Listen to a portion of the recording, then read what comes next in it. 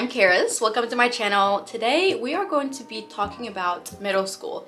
In particular, I'm going to just give you some advice. If you're in middle school and you're just having a hard time adjusting, making friends, and all of that really hard part of being in middle school, then this video is for you. Personally, I remember being in 7th grade, and I don't know what it was about 7th grade, but that was the hardest year of my school career. It was rough. I hope you're not having that experience, but if you are, one, you're not alone, and two, I hope the tips I'm about to give you can kind of give you some encouragement and help you keep going. Before we go into the video, I do want to mention I'm actually a certified life coach for young adults. So after this video, if you decide, I kind of want someone who can listen to me, talk with me, and give me advice as I navigate life as I go through middle school, and you want to work with me, I would love to have the opportunity to work with you as well. You can just check out my website. I offer coaching services for a very affordable price because I know that not everybody can afford coaching and therapy and stuff like that, but I want to make sure if you need the help, I can be there to provide the help to you.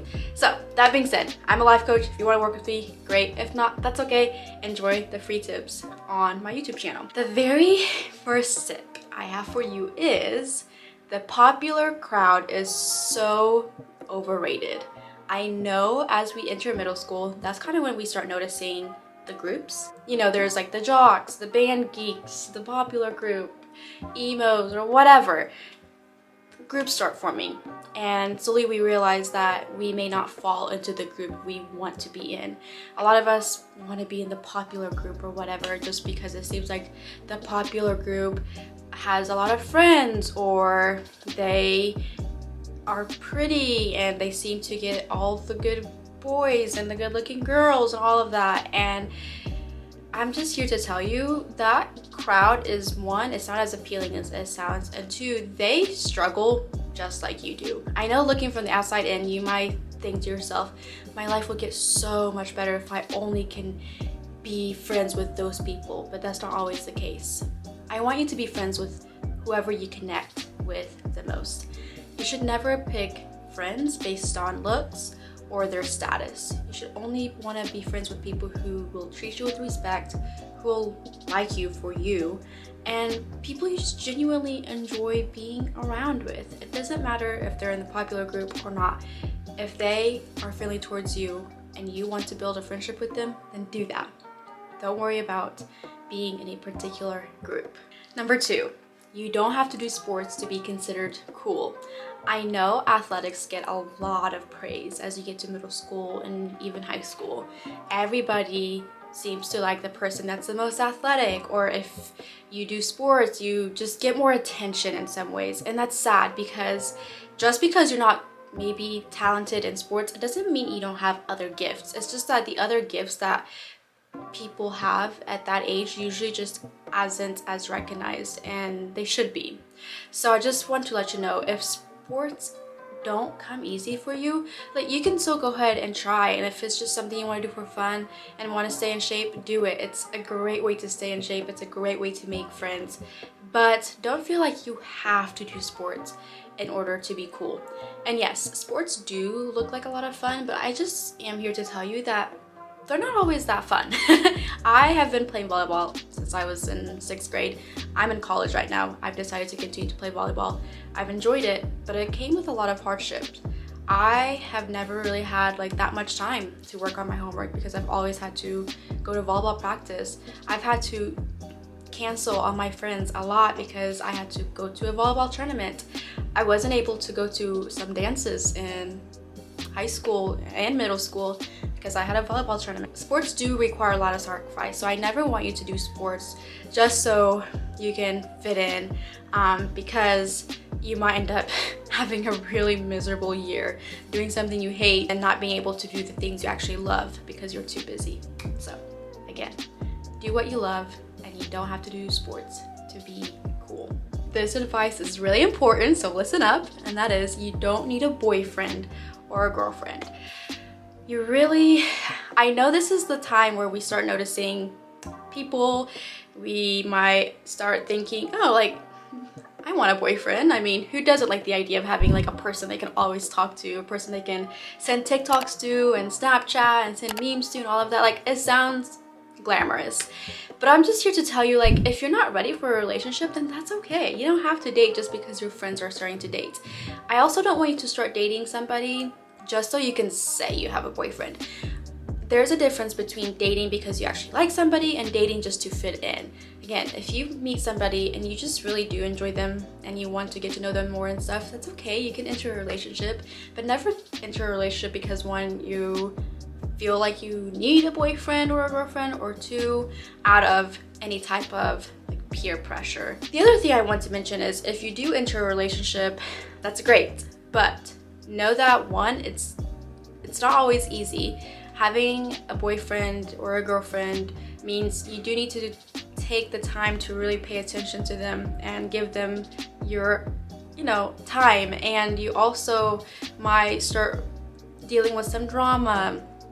And on top of that, there might be some peer pressure that goes on within relationships. You might feel forced to do certain things like, I don't know, kiss each other, hold hands and whatnot. And that's okay if you were ready for that, but oftentimes people aren't ready for that, but they do it because they feel like that's what they have to do, because that's what everybody's talking about.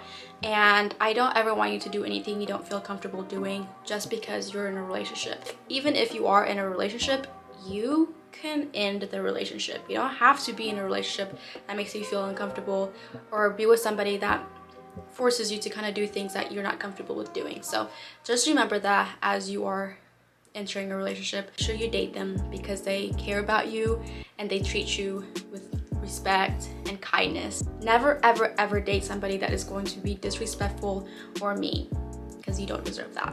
Another tip I have for you is, as you are in middle school, try new things. I know, like I said earlier, a lot of times it seems like sports are what everybody tries out for once you get to middle school because that's what gets the most attention. But I recommend like going out for different clubs.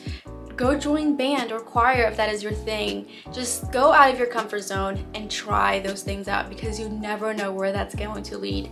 You never know who you're going to meet by joining a club that you otherwise would have never even thought of joining. So get out of your comfort zone and join those kind of clubs, not only in school but like outside of school. If there is a youth group at your church, join the youth group. If there is something going on with within your community, go out and do those things. Really just try your best to get involved. The more you go out and get involved, the easier it's going to be to make friends, the more life experiences you're going to gain, and that is going to get you so far in life. So go out and try something new while you're in middle school. So obviously I can't give you tips about middle school and not talk about the actual school part. So that being said, when it comes to school, just do your best to work hard.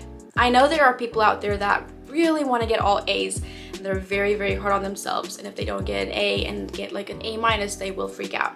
I know that because I was that person, and oh my gosh, I wish I learned sooner in life that you don't need to get all A's to be good enough.